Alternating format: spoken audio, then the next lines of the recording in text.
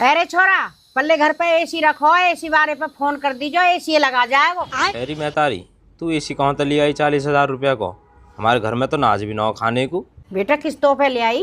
तो मम्मी किस्त कहाँ तक भरेगी? बाकी घर में तो एक भी पैसा ना है। अरे बेटा किस्त कौन दे रहा है? और 3 महीने तक किस्त नहीं भरनी है एसी की। अच्छा फिर? किस्त वाला खुद ले जाएगा उतार के, फिर गर्मी खत्म हो जाएंगी।